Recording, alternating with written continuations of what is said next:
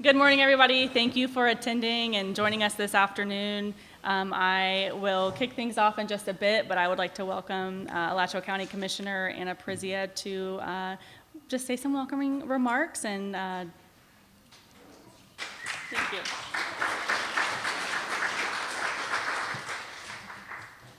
Hello, everyone. It's really an amazing turnout. It's exciting to see so many familiar faces here and also some new faces. I hope I'll get to meet some of you all during the networking break. My name is Anna Prizia, and I'm the County Commissioner for District 3 here in Alachua County. And I'm the problem child when it comes to food systems and agriculture on our board. It's a passion of mine. It's something that I've been working on in my career for over 20 years. And agriculture next to education and healthcare is the largest economic driver in our county. And if we make investments in agriculture, we're making investments not just in our economic development and opportunity here, but also in the health and welfare of our entire community. So for me, it's a no-brainer for us to be focusing in this area, and agritourism is just one more way that we can make sure that our farms can remain viable and that we can begin to educate the community about what it really means to grow our food, what it means to taste healthy, fresh food that comes from the earth here, and the challenges and opportunities we have for agriculture and food systems here in Alachua County and around our state. So I want to tell you just a few of the things that Alachua County is doing. You'll get to hear some of them, I think, throughout the day, too, when it comes to agritourism, so I won't spoil their thunder. But when it comes to ag in general, we've really kind of stepped into this in a really big way. The first thing that we're doing, and I think some of our program leads are here today, is a new agricultural lands protection program. So many of you probably know about Wild Spaces Public Places.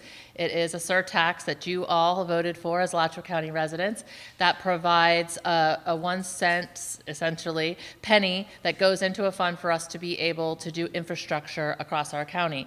Half of that penny is set aside for us to be able to buy lands, to protect lands. And historically, we focused primarily on what we call the big, wild, and wet properties, right? Things that were focused around natural resources, around making sure we were protecting our water resources and habitat for our wildlife.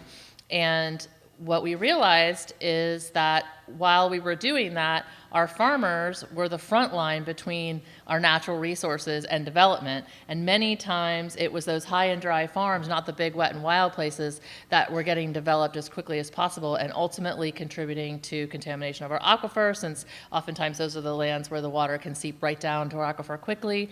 And that we really need food security here, and we need to protect our ag lands in our rural areas, and they were getting developed really quickly. So this round, we decided to sequester a chunk of that Wild Spaces Public Places funding, specifically for ag lands protection. And the focus of that program is really for agricultural easements. So if you have a piece of property that's 40 acres or larger, and you're interested in the possibility of selling an easement to Alachua County, we're interested in talking to you. And what that essentially means is you're selling your development rights to the county. So we buy off the development rights, you keep your agricultural rights, we kind of negotiate some of the other rights that you have on that piece of property, and ultimately the property stays in your family, allows you to keep farming and keep living your way of life, keep protecting our rural areas and being our natural resource managers for us, and we keep the development rights so that you can realize some of the economic value of your land without having to turn it into houses and strip malls. So we're really excited about that program, and if you want to learn more, we have some of our staff in the back that can talk to you about that program. Additionally, we're also working on kind of what I like to call the man behind the curtain, the middleman in our food system, right? So we all know how to grow the food, and we know what that's like, and a lot of us know how to eat the food. We know how to cook the food. We get it at the grocery store and we cook it.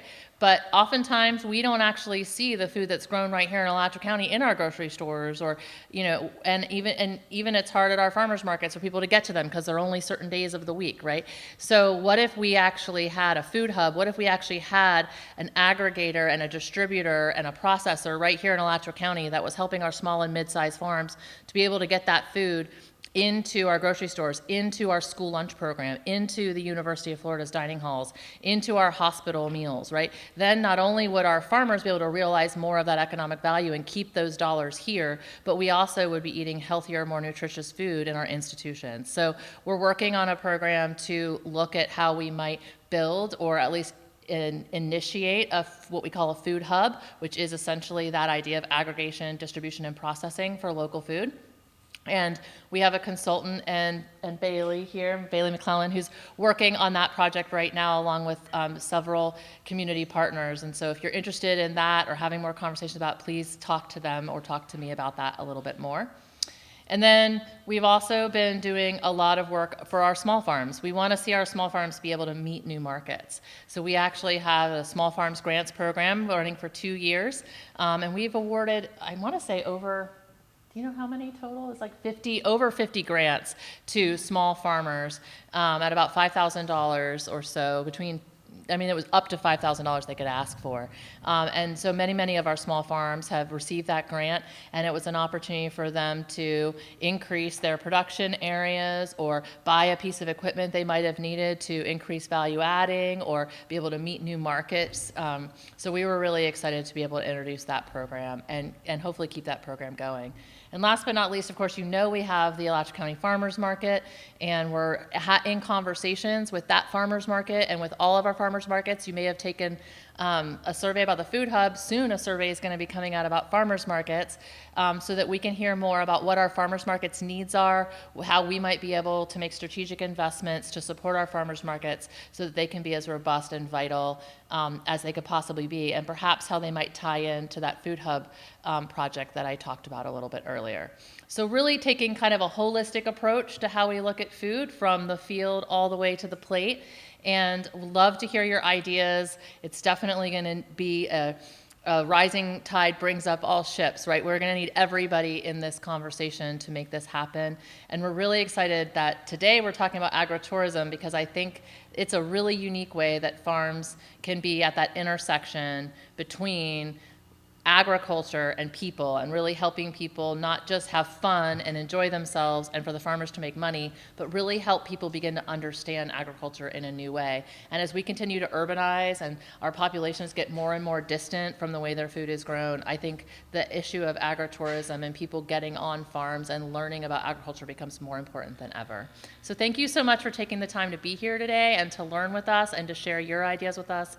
And please feel free to catch me during this or at any time. I'd love to chat with you. Enjoy the show.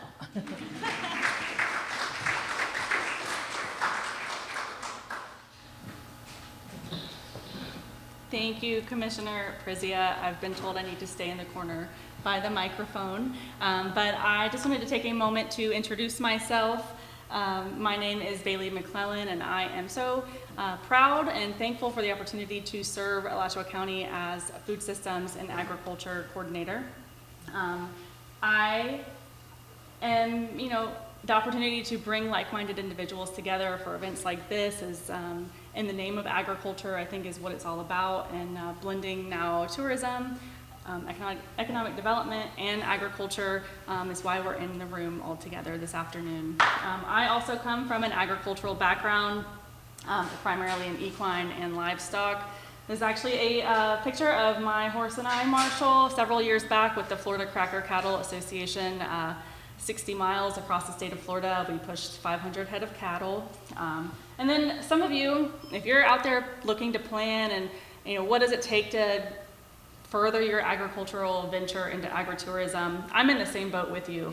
I have a muscadine vineyard on my property out in Williston. In the past year, I have also been business planning and what would it look like for me to welcome the general public into my farm and for you pick. And I think that's really important. And later we're moving into a panel. That's what I'm actually most excited about for this workshop today, is hearing from our local agritourism leaders. What lessons have they learned? What challenges have they overcome? It's a lot to run a farm alone without general public on your property. So expanding into that takes a lot. I just quickly also wanted to run through our agenda today. We have several different sessions. Each of those come with a networking break, and I really highly encourage you to mingle and meet and greet with your like-minded ag folks, your operators and growers and producers, and what are they doing on their property? What are their plans for agritourism? And I look forward to the opportunity to also be out there and meeting you all, in this position. I think I'm excited for the opportunity to see what you're all doing out in our county. And I also had a couple housekeeping notes. If you haven't been to Cuskawilla Nature and Retreat Center before, our restrooms are located just in the back over here. Now, if there begins to be like a line or so, you can also, I don't know if it's about the downpour or not, but stairs down to the first floor, and there's restrooms there as well. With that, I will roll it right over into our first session with Holly Banner and Angeline Jacobs with Alachua County's Growth Management Department. So Holly, I will let you take it away.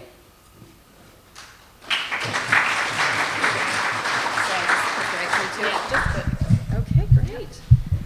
Hello, everyone. Welcome to is this our second annual Agritourism Workshop? Maybe to be more to come. I guess we skipped a year maybe, but I don't know if any of you were here before. I know we did this last out at the Extension office in 2022, and I was happy to be a part of that. I am kind of curious, before I get started, show of hands, who is already involved in agritourism in Alachua County?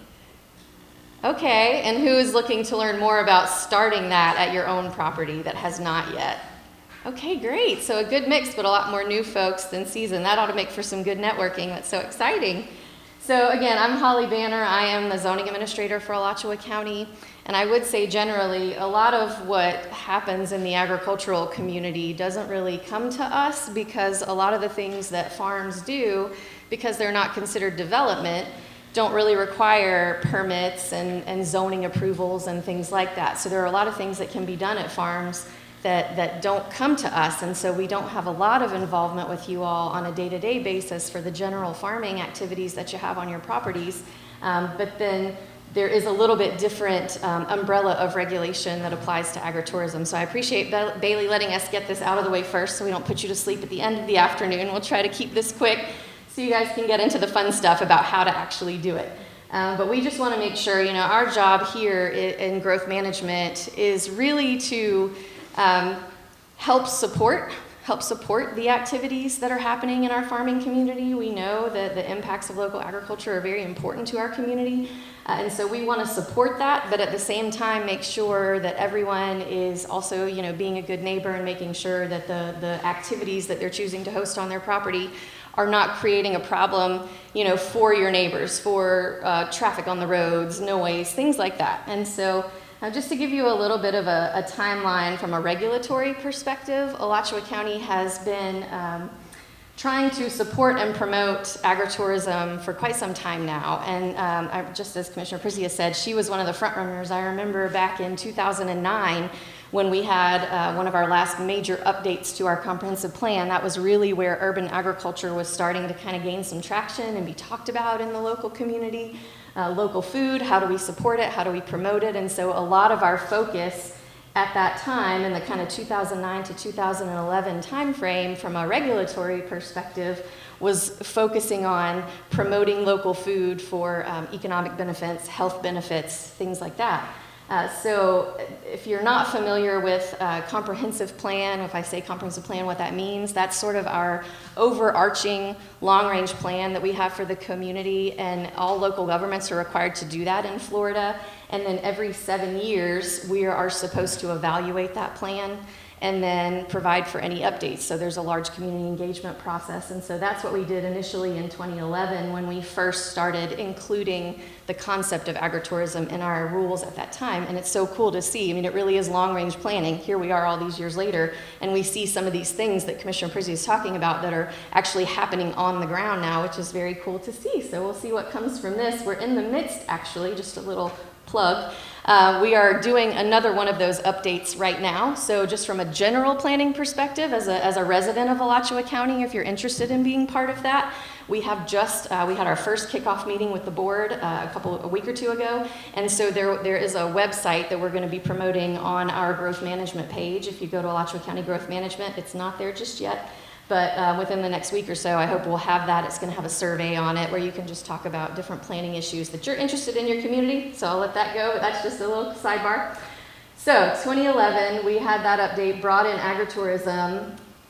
You have your comprehensive plan that has big, broad policies. We want to promote this. We want to support this. We want to allow this. Then we have our land development code or our land development regulations where we get into a little bit more of a detail level as far as if I am going to have a farmer's market, I need this level of approval, I have to have this type of building or whatever the case may be. So then a year after we did that, we adopted regulations that identified agritourism and ecotourism at the time as allowable uses. We added language in our restaurant code at that time to say that you could have restaurants on farms with a little bit of detail as far as that goes. And so then from that point, kind of the next key change that happened was in 2016 when the state updated their definition of agritourism. And at that time, they also added some language that essentially preempted local governments from adopting or enforcing any regulations to do with agritourism, with one exception. And so the definition was broadened, which we'll go over in just a second.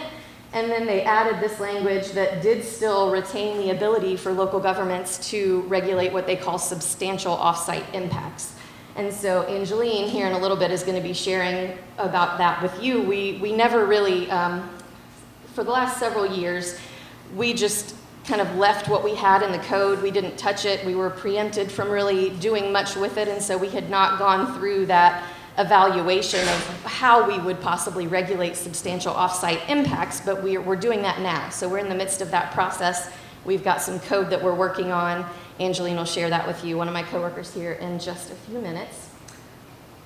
Also related to agritourism, we did just recently last year make some updates to our temporary use permit process, which that's essentially like a special event permit if you're going to have a 3-day sale or if someone wants to do seasonal sales for, say, pumpkins, something like that in the fall. We've got a lot of those that are going to start coming in.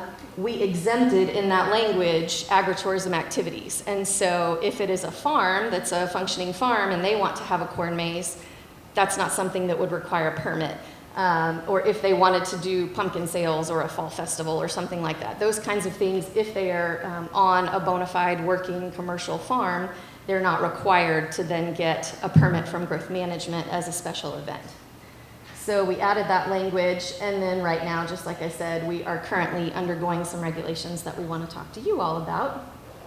So then as far as the definition, the statutory definition, the primary thing that I recall from 2016 as far as it being broadened, that was around the time that farm weddings and barn events and that sort of thing were really starting to take hold and become popular. And so as an effort at the state level to make sure that that could be included in the types of things that a working farm could provide, they added some general language about civic and ceremonial events. That was a little bit of what was added. There was probably more, but my memory, fails me now.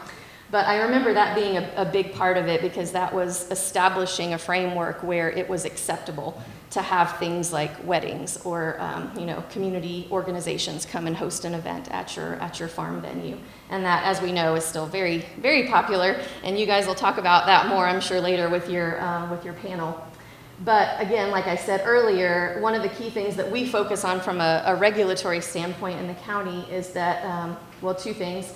One is that it does specify that an agritourism activity does not include the construction of new or additional structures that are intended primarily to house, shelter, transport, otherwise accommodate the general public.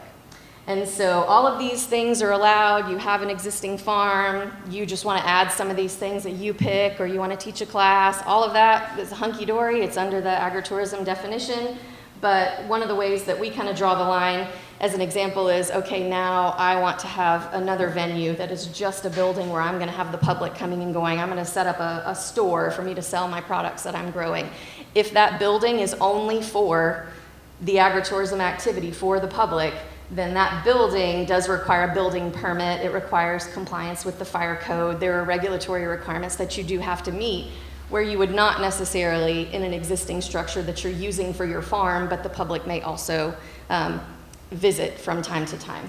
So that's one thing. And then again, the substantial offsite impacts that we talked about and that Angeline will fill you in on more here in a minute. So just some kind of key points from the growth management perspective. One thing to point out, just for clarification, when I talk about what the regulations are for Alachua County, that is only for unincorporated Alachua County. So any farm that's located within City of Newberry, City of Alachua, City of Hawthorne, City of Waldo, any of those cities that are in Alachua County, any decisions that are made about kind of the interpretation of the statute and how that impacts what you do locally would need to be discussed with your city planning or management. Not every city has a planner or a zoning staff necessarily, but they have someone that could speak to you about what the rules would be in that jurisdiction, because we only have jurisdiction for the unincorporated county. So everything that we're talking about, that's where our role stops. Again, building any new structures or site modifications that are specifically for agritourism, that's where you're going to need that building permit, and you can come and talk to us about that. We still don't consider it to be what we would call development, so it doesn't necessarily require site plan approval or zoning approval or anything like that, but it would need that building permit requirement, and so that's one thing that would be required. Additionally, another place we have kind of a bright line is anything that's a larger event that generates significant traffic, has significant maybe amplification. If it's like a big concert, for instance, we used to have Luke Bryan that came to town, every year for a while there, and that was a very large event. Things like that are going above and beyond, those are reaching a scale of impact that we need to see some sort of permitting. And so we would do, for instance, like a temporary use permit as a special event permit for that one time really big event that may be different than just your kind of week to week or seasonal events that you may have at your farm. So things like that, high traffic, overnight camping, 2,000 or more attendees. Most of what is being done in the local community doesn't get to that scale, but if and when it does, good for you, but let's make sure that we're just making sure we're good neighbors. Yes, ma'am. I have a question about the permanent overnight stay. So if you have a seasonal overnight stay, because this is not really the season that people want to spend the night at farms usually in the summer, but if it was a seasonal overnight stay, is that something that requires a special permit under another use? So I'm going to talk about that in just a second. What a great segue. Thank you. Okay, so again, any permanent overnight stay. So that's another place we draw a line. Anything that's to do with overnight stay or camping, that is not under the umbrella of agritourism. But we do have a fairly new regulation that we adopted. Goodness, I should have looked that up, but I'd say it's not more than about a year old. I think it was 23. Okay, thank you. So we do now have a use that is not under the agritourism umbrella, like I said, but still complementary to, that is something that some of you, have been interested in. We've talked to some of you about it. I think we've only had one so far that's been hand in the back, that's been completely and officially adopted. We have a few more that we've been in conversation with that are looking into it, but this is our concept in our code that's called a farm stay. And so the idea is we had this interest in the community where folks wanted to be able to have a few people on their farm, excuse me, to stay overnight, to just enjoy being out in the rural area on the farm, the glamping, or whatever you may want to call it. And so we didn't have anything in our code. We said we knew it wasn't agritourism, so we adopted this requirement. And these are some of the key provisions for a farm stay. You do have to have at least 5 acres. You do need to live on or adjacent to the site. If you are not in the agriculture zoning district, you can only do this in other zoning districts if you are accessory to a bona fide farm, or if you're part of, or your property has a bona fide farm on it. So say you had, residential R1A zoning, but you were a working farm, you can still do the farm stay. But in the agriculture zoning district, you do not necessarily have to be a bona fide farm as long as you're in the agriculture zoning category. And just as a reminder, most of you probably know this, but when we talk about, I think sometimes there's a lot of confusion in the community that people think because they have ag zoning that they're automatically exempt for anything they want to do. Ag zoning is one thing. Being a bona fide agriculture that you've been assessed as a commercial farm by the property appraiser, that is really where, when the state talks about exemptions and preemptions and things where agriculture is allowed to happen without local permitting, that's when you're a good faith commercial agriculture, what we call bona fide farm in the Florida statute. So it's not just the zoning that matters, it's are you actually farming in some commercial way. So that's that distinction. But in the agriculture zoning district, in this case, farm or not, you can have the farm stay. These are not intended to be farm worker housing. These are not intended to be long-term rentals. These are strictly like an Airbnb type transient short-term rental. We've capped it at 90 days in our code. You can have, any mix of cabins, RVs, tent spaces. You can have permanent RVs. You can have hookups where people bring their own RVs and they come and they go. We're flexible on that. And the one example that we have so far, they have a little bit of all of it. And so, you're not required to do just one type. You can mix it up. So any of that is allowed, but they are not allowed to all have their own individual septic systems. They should be on some sort of communal system, or if they're, for instance, if it's an RV where they're coming, they're there for a few days and they're leaving, then they're just handling on their own how they're going to be disposing of their waste once they leave the site. So those are the requirements, and then this, because this is not agritourism, this is something that we do require development plan approval for. So you're preparing a site plan, you're going and sitting in a room and talking to, our public works department, our environmental protection department, our utilities, our fire rescue, our, all of the departments, because it is treated more like a development application at that point. And so it is a little bit different, but just something wanted to make sure you all were informed about, that exists now. It is limited up to 4 units and then no more than 6 guests each. And the reason for that is that once you have 5 units or more, under the state's definition for water wastewater, that's an RV park or campground. And so we kept it at 4 or fewer because once you hit 5, our code requires a separate zoning category to be an RV park or campground. So that's why 4 may seem like it's not a lot, but once you hit 5 or more, it's a completely different regulatory framework for you at the state level, and so we just followed that, and that's why we chose 4 or fewer. That's really all I had for you guys. Angeline's going to go over a little bit more detail with you, the code changes that we're proposing, and we'd love to have, any feedback that you have on that, so I will welcome her up. This is my email address, and I put some business cards on the back table, so feel free to reach out if you have questions, but thank you for your time.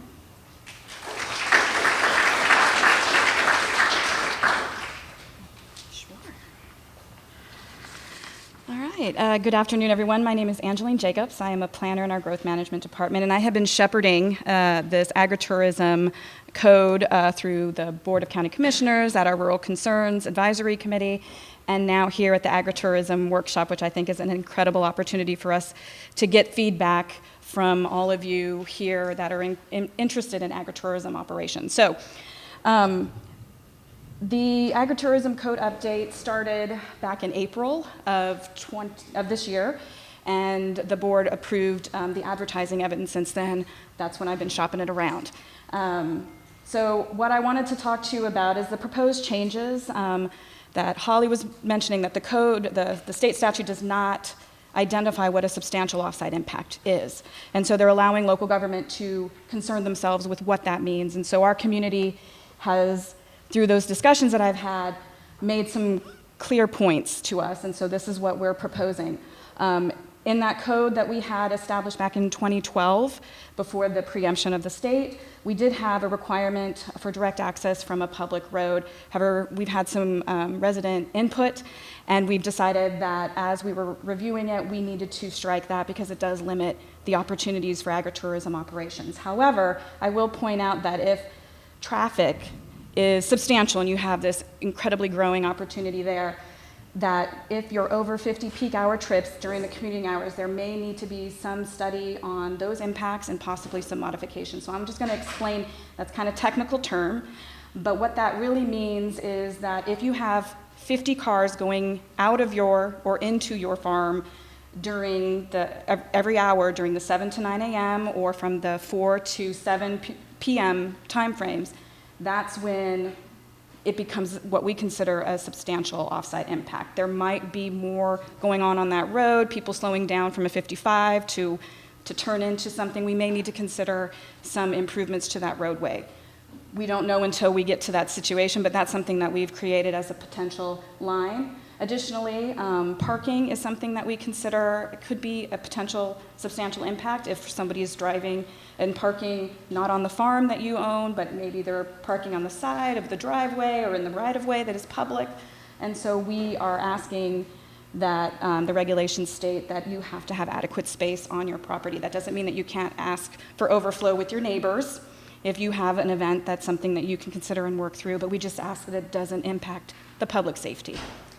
Additionally, we have a lighting substantial impact. We think that if there are some considerations for the evening hours, for wildlife, for things of that nature, we looked at the Dark Sky International for some ideas about the recommended tone light at the maximum of 27 Kelvin to minimize disturbance and harmful effects on wildlife. The lighting we're proposing to be off from midnight to 7 a.m. And we're also from the mounting of the lights at 35 feet is reasonable for like a parking area, and it's shielded so that the light will be shielded down towards the ground and not up for the glare, and also set back 50 feet from our neighbor parcels or from right-of-ways. And then I don't know if you want to have some questions about this part of it, but I can also move on to the other code that we're adjusting as well. No questions yet? Okay. So the other agritourism code that we're proposing to change are related to the accessory restaurants. And so from that standpoint, what we're doing is we're expanding it to include the rural business zoning district. So if you have an agricultural business and you are in this rural business zoning district, you can also have an accessory restaurant. And so the current code has a seat limit, and so we are proposing to strike that completely. We don't want to kind of put a level on what the capacity could be for your restaurant. And then additionally, I just want to point out the things that we are keeping the same mostly is that you must utilize some kind of agricultural resources grown on site. There is a potential to consider featuring something that's come up in conversation recently about whether you have a resource that you're going to cut down a tree or anything like that and put it on a plate, but in the sense that you're featuring your landscape, your agricultural farm. So that's something that we're going to kind of put into the code and suggest. We are keeping that it's not part of a chain or a franchise, and no drive-throughs. And in this case, we would ask that the public road access be maintained for this consideration of a restaurant.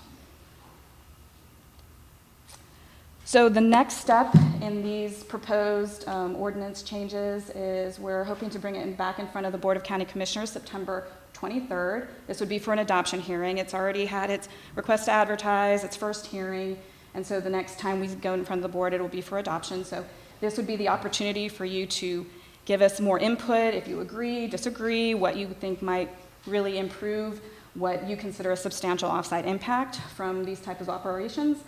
I put a QR code up here, but it's also on the handout. So if you have any comments that you think of later, you're certainly welcome to submit those. I monitor the website that comes to regularly, so I'll know before we get in front of the board what your considerations were. And that's it.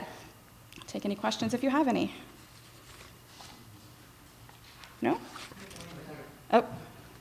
Yes. I'd like to read 82314. A local government may not adopt any ordinance, regulation, rule, or policy to prohibit, restrict, regulate, or otherwise limit an activity of a modified farm operation on land classified as agriculture. I'd like to read you the definition of a farm. Farm means the land, buildings, support facilities, machinery, and other appurtenances used in the production of farm or agricultural products. While the statutes are clear that bringing people in to build an agricultural building is not agritourism, agritourism has been included in the definition of farming. And what you're purporting to do is extract it and regulate it, even though there's a prohibition. So I think you're on like shaky ground legally, but I understand you do have authority to regulate something that's having substantial impacts beyond the farming. I don't question that. But I think what you're doing is overbroad. And I think you're failing to emphasize that the courts have invalidated minimum acreages. Now we're looking at the prospect of 1 acre timber farms. 1 acre timber farms with all of these rights, including building buildings with no permits. So I think you should be emphasizing that the legislature views farming as an important piece of land preservation. And I think you should encourage people to understand the incredible basket of rights that attaches when you have a bona farm operation, even if it's a little 1 acre timber farm or whatever. That is huge. And this is something that almost everyone can take advantage of, but for nothing else, just a good investment. So I would like to see more emphasis on what you can do, rather than trying to restrict what you can do in a way which, may not withstand a scrutiny. And the final thing is human waste. Human waste is regulated by the state currently, although the county is thinking about taking over septic tanks from the state Department of Health. But currently, that's state. So septic tank regulations apply to farms. If a farm has a cesspool and they're cited by the state has the burden of proof by clear to this and evidence of the law, the farmer gets attorney's fees. But farms are not exempt from the regulation of human waste, but they have like a little bit of protection against something that doesn't pass the smell test, so to speak. And another thing is, composting toilets are not legal in Alachua County, although people are using them. They're putting them in yachts, but they're not allowed on farms. And I think that needs to be looked at. I think pump out types also need to be considered, where you hold it and you pump it out annually instead of a porta potty having to be done weekly. Thank you. Oh, thank you for your comments. Some of the things that you raise, I think that that's why we're all here, is that we do want to emphasize the positives, what really can be done with agritourism. I think what we're trying to do is just a small little snippet of what is substantial offsite impacts. Everything else is pretty much free reign. I mean, health department concerns with septic and composting and things of that nature, that is certainly something that the county is interested in that. You'd have to go and speak to them specifically. I am not an expert. I can't really speak to what those regulations might be. But I do want to emphasize that really all what we're trying to do here is what we're allowed to by the state, is to consider what those substantial offsite impacts are. And if you consider these reasonable, I would love to hear that. If you think that they're too far off what is reasonable on how you operate your farm, we want to know that as well. So please, if you have any comments related to that, I would love to hear. Yes, sir. I have a question or comment concerning the lighting stipulation. Yes, sir. We get off from midnight to 10 a.m. and you just mentioned off-site impacts. Correct. So how could lighting on property, private property, be confined to these regulations when it's on site and not off site? Right. The potential of glare. So if there's no shielding, if they're if they're angled a certain way that could, be onto somebody else's farm or their home, and it causes a disruption in that way. That is how we're trying to frame it. We're not saying that you can't have lighting. We're saying to try to, if you're having it, you're most likely having for parking and for people to, walk through or get from one point to another. And so that lighting, this is the highest level that we were trying to say. If you had 35-foot high lights, how, for a normal parking situation, how would that be identified? So if you have smaller, like solar lights along a path, we're not concerned with that. We don't see that that's going to glare out and have that impact. If the lights off from midnight to 7, you're opening up the property owner to financial liability if, because of no lighting, if an accident were to occur, so forth, that, where's the liability fall because of following your restriction? That is a consideration. That's something I can definitely talk with our staff about. I think the impact is more related to how it impacts others, less about being on site. The timeframes relate to sort of this idea that you're most likely in an area that doesn't have a lot of street lights. It's usually in an outside the urban cluster where those sort of anticipated dark hours are, but that is something that we weren't considering in the sense of like at midnight, like currently our lighting code is it's at 11. We were thinking that the midnight time frame for weddings or some of these late night, like the Newberry Maze, they end at like 11:30, and so we were trying to create a line where it would make sense so that at midnight, would you want to have, your neighbors, creating that additional impact? Creating this line, you're affecting everything across the board. Like dairy farmers, for example, they wake at 4 a.m. to milk their cows.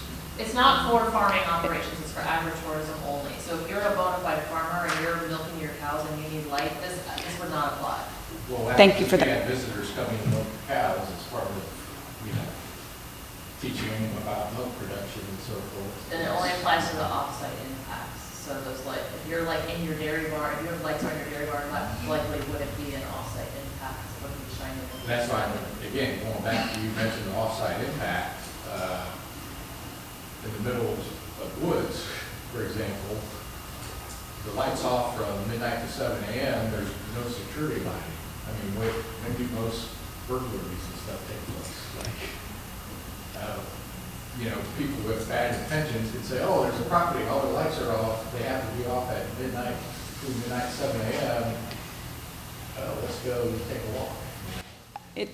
It doesn't impact just regular houses or, how you manage security on your farm.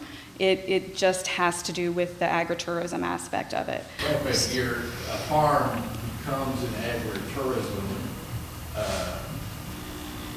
company or whatever you want to call it, endeavor, 24/7 by the time even if you only had agritourism one day, the property has to be set up 24/7 for that to occur that one day, and those regulations according to how you are writing them have to be followed.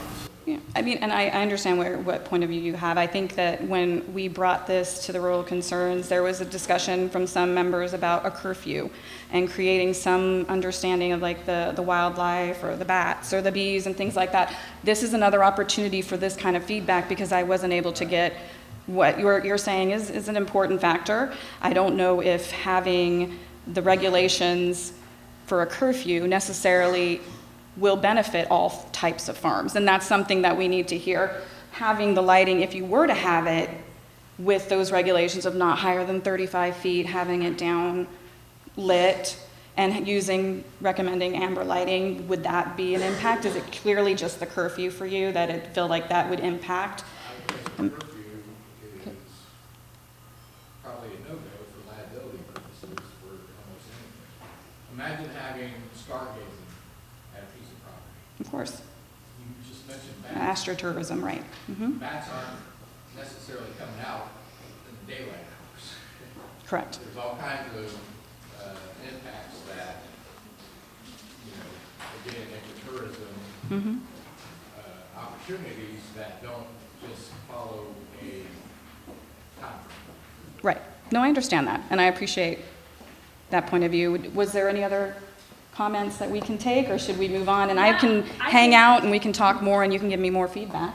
Exactly, that's right. We're moving right into our next, our networking break, and then we're gonna shift over to our Fire Marshal, John Adler, for fire permitting and crowd safety. So thank you so much, Angeline, and thank you, Holly, and we'll move right in. Thank you.